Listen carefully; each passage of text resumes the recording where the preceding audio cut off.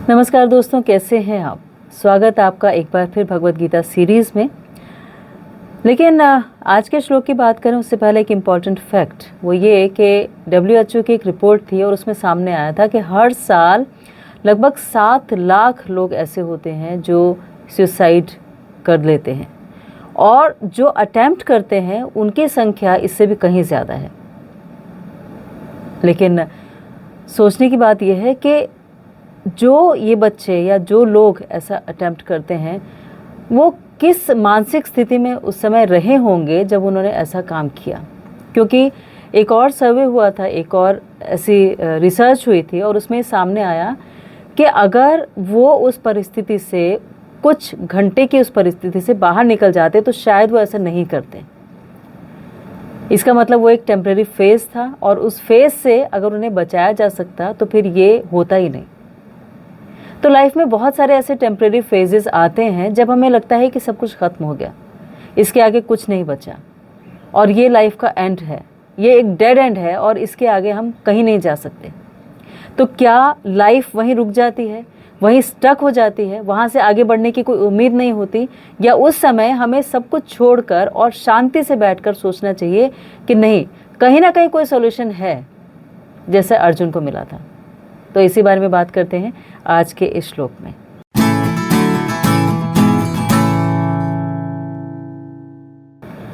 तो आज का जो श्लोक है, श्लोक 2.9, वो संजय ने बोला है। संजय उवाचा एवं उक्त्वा ऋषिकेशं गुडाकेशा परन्तपः नायोत्स्य इति गोविन्दा उक्त्वा तूष्णीं बभूवः। इसका अर्थ है, संजय ने कहा, ये कहकर शत्रुओं को दंडित करने वाले अर्जुन ने कृष्ण से कहा, गोविंद मैं युद्ध नहीं करूंगा, और चुप हो गए। और फिर इसमें बताया है कि धृतराष्ट्र को यह जानकर बहुत खुशी हुई कि अर्जुन लड़ने नहीं जा रहे हैं, इसकी बजाय वो भीख मांगकर युद्ध के मैदान को छोड़ देंगे, भीख मांगेंगे और युद्ध के मैदान को छोड़ देंगे। लेकिन संजय ने उन्हें ये कहकर निराश कर दिया कि अर्जुन अपने शत्रुओं को मारने में सक्षम थे। हालांकि कुछ समय के लिए अर्जुन पारिवारिक स्नेह के कारण झूठे दुख से अभिभूत थे, लेकिन फिर भी एक शिष्य के रूप में सर्वोच्च आध्यात्मिक गुरु कृष्ण के प्रति समर्पित थे। इससे संकेत मिलता है कि जल्दी ही वो पारिवारिक स्नेह से उत्पन्न झूठे विलाप से मुक्त हो जाएंगे और आत्म साक्षात्कार या कृष्ण चेतना से पूर्ण ज्ञान से प्रबुद्ध हो जाएंगे और फिर निश्चित रूप से लड़ेंगे। इस प्रकार धृतराष्ट्र की खुशी निराश हो जाएगी क्योंकि अर्जुन को कृष्ण द्वारा प्रबुद्ध किया जाएगा और अंत तक लड़ेंगे। तो ये आज का जो श्लोक है, इसमें अर्जुन की उस टेम्परेरी पोजीशन के बारे में बात की गई है, सिचुएशन के बारे में, जिसमें वो कह देते हैं कि गोविंद मैं युद्ध नहीं करूंगा और कहकर चुप हो जाते हैं। ऐसे हमारी लाइफ में जब ऐसी सिचुएशन आ जाती है, जब हम स्टक हो जाते हैं और हमें लगता है अब आगे कुछ नहीं, तो फिर गोविंद हमारी भी मदद करते हैं। अब यहाँ अर्जुन की लेकिन आप जिन भी इष्ट को मानते हैं वो आपकी मदद के लिए ज़रूर आएंगे।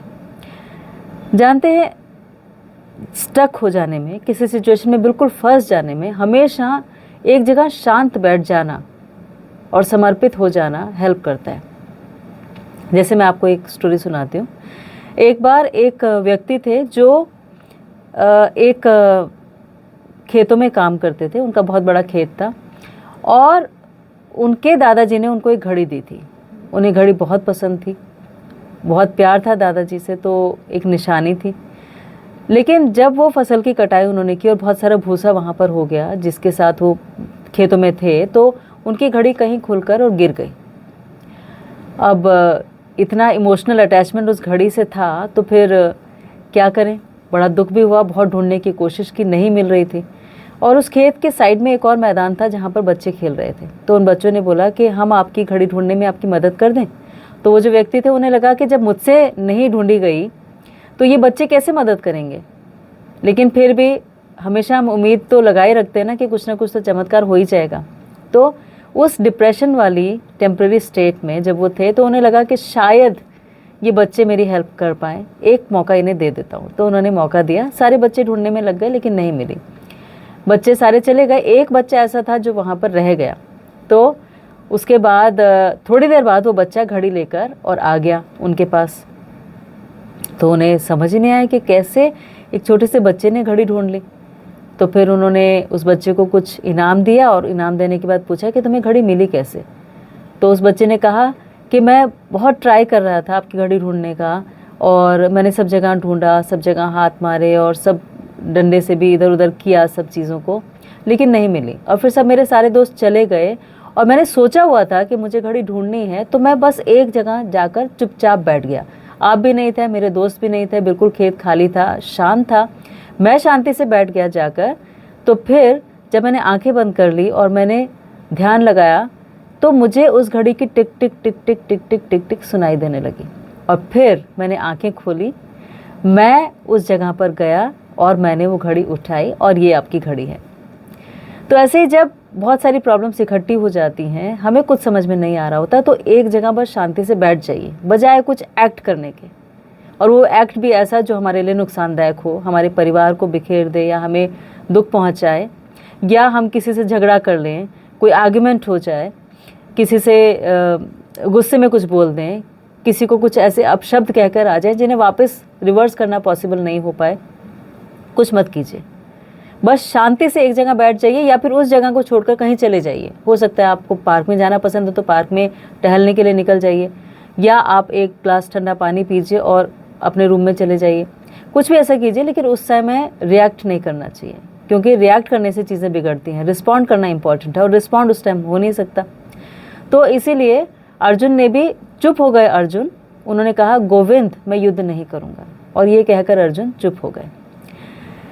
अब इस बात से धृतराष्ट्र को बहुत ज़्यादा खुशी हुई। तो ऐसे जब हमारी कोई ऐसी सिचुएशन हो जाती है तो जो लोग हमसे प्यार नहीं करते उनके लिए ये एक बहुत बड़ी अच्छी सिचुएशन हो जाती है। सामने तो हो सकता है वो दिखाएं कि उफ बहुत बुरा हो गया, लेकिन अंदर से वो खुश हो रहे होते हैं, क्योंकि उनका हमसे कोई ना कोई कंपैरिजन होता है, कोई ईर्ष्या होती है, कोई जेलसी होती है किसी भी वजह से, तो वो खुश हो जाते हैं क्योंकि हम दुखी स्टेट में हैं। आजकल ऐसी सिचुएशन आ गई है कि हम अपने सुख से सुखी नहीं होते, दूसरे के दुख से हम ज़्यादा सुखी हो जाते हैं।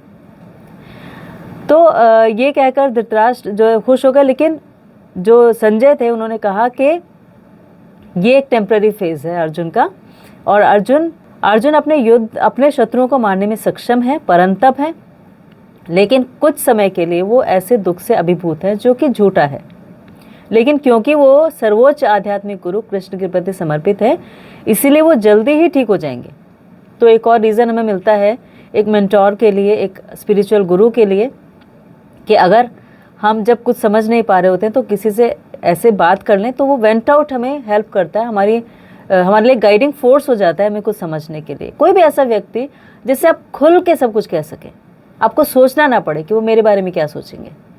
अगर और कुछ नहीं तो आप अगर डायरी राइटिंग भी करते हैं, ये भी एक थेरेपी है, वो भी वेंट आउट हमें हेल्प करता है हमारी सिचुएशन को एनालाइज करने में। तो यहाँ पर यही हुआ।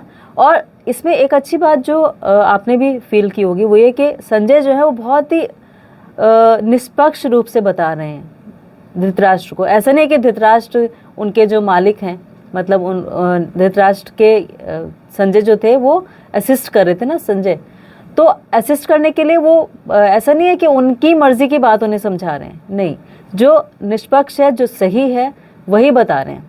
तो हमें भी अगर हम किसी को सर्व करते हैं तो कोशिश करनी चाहिए कि सही बात उन तक पहुंचाएं, वो बात ना बताएं कि जो वो सुनना चाहते हैं या जिसे सुनकर वो खुश हो जाएंगे, बेशक वो गलती क्यों ना हो, और उससे हमारा प्रमोशन हो जाएगा, हमें अच्छी जॉब मिल जाएगी, हमारे सैलरी इंक्रीमेंट हो जाएगा। नहीं, जो सही है, जो उनके लिए भी सही है, हो सकता है आज उन्हें कड़वा लगे, लेकिन कल को उन्हें पता लगेगा कि आपने जो सलाह दी थी सही दी थी, और उसकी वजह से आपकी उनके साथ रिलेशनशिप बहुत प्रगाढ़ हो जाएगी, बहुत अच्छी हो जाएगी। इसलिए इस बात को ध्यान रखना चाहिए। और कृष्ण जो है वो अर्जुन को ज्ञान देंगे, अर्जुन उससे प्रबुद्ध हो जाएंगे और इस टेम्परेरी सिचुएशन से बाहर निकल आएंगे। इसीलिए कभी भी ऐसे थॉट्स आए दिमाग में जो हमें एक डेड एंड की तरह लगे कि अब इसके आगे हमें कुछ समझ में नहीं आ रहा, तो आंखें बंद कीजिए, आराम से बैठिए, या तो लिख लीजिए, आपको वेंट आउट मिल जाएगा, या कुछ पढ़िए, जैसे भगवद गीता आप पढ़ रहे हैं, या आप किसी से बात कीजिए जो आपको ऐसा लगता है कि आपको सही गाइडेंस दे सकते हैं, आपके मेंटोर हैं, आपके स्पिरिचुअल गुरु हैं, उनसे बात कीजिए और आपको कोई ना कोई सोल्यूशन मिल जाएगा। लेकिन उस फेज़ में रिएक्ट करना हमेशा हानिकारक होता है, दुखदाई होता है, इसलिए रिएक्ट नहीं करना, कुछ भी नहीं करना, आप बस शांति से उस समय रहिए। तो अर्जुन भी इस समय शांत हो गए, बस उन्होंने लास्ट स्टेटमेंट बोली कि गोविंद मैं युद्ध नहीं करूँगा, और चुप हो गए। जानते हैं भगवत गीता ने भी बहुत सारे लोगों की ज़िंदगी ऐसे ही बचाई है जो इस सिचुएशन में आ गए थे कि उन्हें डेड एंड लगा, उन्हें लगा सब खत्म हो गया।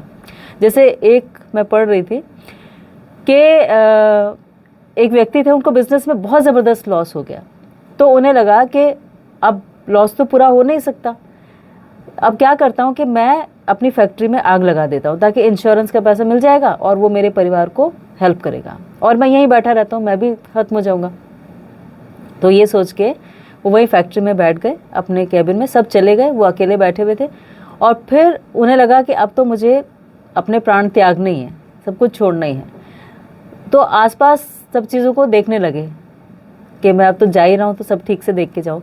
देखते देखते उनके वहाँ पे जो बुक्स रखी थी उसमें भगवत गीता रखी हुई थी, तो भगवत गीता उन्हें लगा कि चलो अब मुझे छोड़ना तो है अपने शरीर, पढ़ लेता हूँ थोड़ी सी, कहा जाता है कि अच्छी होती है पढ़ने में। तो उन्होंने पढ़नी शुरू की और पढ़ते पढ़ते 2 घंटे कैसे बीत गए उन्हें पता ही नहीं चला। और उसके बाद उनकी मेंटल स्टेट इतनी चेंज हो गई कि उन्हें लगा कि अगर बिज़नेस ख़त्म हो गया तो क्या हुआ, मैं फिर से स्क्रैच से शुरू करूँगा, मैं फिर से पूरा बिज़नेस बनाऊँगा।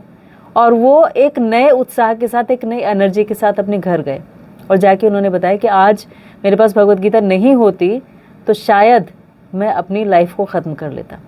इसीलिए ये भी एक बहुत अच्छा माध्यम है हमें हमारी समस्याओं से निजात दिलाने के लिए, सारे सॉल्यूशंस इसमें हैं। और अर्जुन जैसी परिस्थिति तो हमारी हो ही नहीं सकती, इतनी ज़्यादा ऐसी डेड एंड तो हो ही नहीं सकता जिसमें सामने हमारे अपने खड़े हुए और उनको मारना ही हमारे लिए सबसे ज़रूरी काम है, वही हमारी प्रायोरिटी है।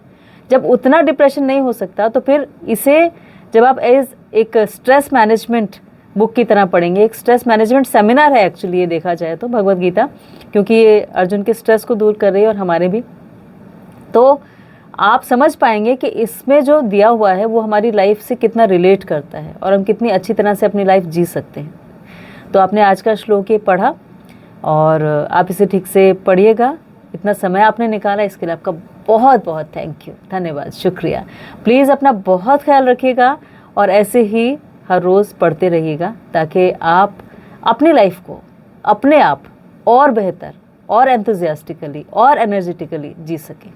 बस इतना ही इसका ये जो आपने समय निकाला इसका मेहनताना मुझे चाहिए और कुछ नहीं, तो मैं आपकी थोड़ी हेल्प कर सकूं, ये मेरे लिए सबसे इम्पॉर्टेंट था और मैं वही करने की कोशिश कर रही हूँ और आप मेरा साथ दे रहे हैं। आप साथ नहीं होते तो शायद ये हेल्प भी आप तक नहीं पहुँच पाती। इसके लिए स्पेशल थैंक्स आपको, थैंक यू सो मच।